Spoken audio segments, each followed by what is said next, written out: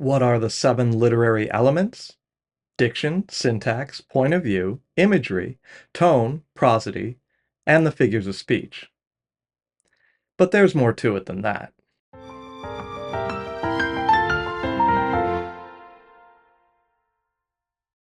There are 7 fundamental literary elements, the atoms that form the molecules of a literary work, to use an analogy. In fact, analogy is an example of one of those elements. It is a figure.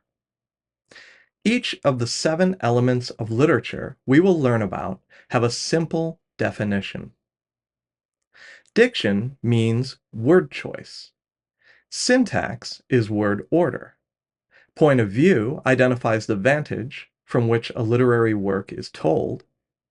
Imagery refers to representations of anything available to the 5 senses. Tone is the attitude of an author or speaker toward a literary work's subject or audience.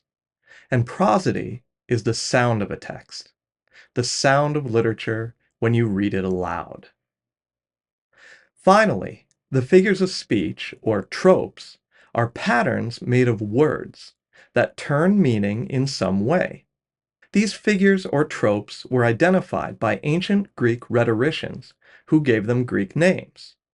Metaphor, for example, or simile, irony, hyperbole, onomatopoeia, or analogy.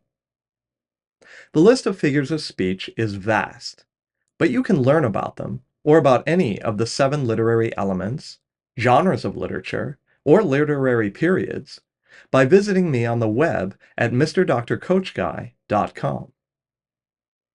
Paying careful attention to the 7 elements of literature and using them to infer logical meanings is called close reading. Understanding something as complex as a great poem or a novel often depends on breaking it down into simpler parts before putting it back together again. To close read successfully, focus on just one paragraph, sentence, phrase, or word at a time, and consider which literary elements are at play.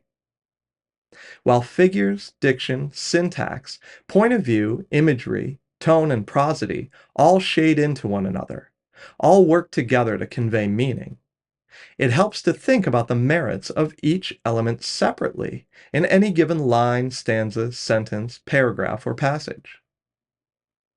So, when you are reading lines from a poem or a passage from a story or play, go through each of the literary elements individually. See what you find out when you just think about point of view, for example. Write down your observations in the margin. Then move on to another element. Moving through all 7 literary elements and writing down your observations is how to close read. The process should make even the most complicated literary works much easier to understand. Now that you've learned a little more about how to think like a reader, explore each of the 7 elements of literature on my website, or in this series on YouTube. Or better yet, go read something.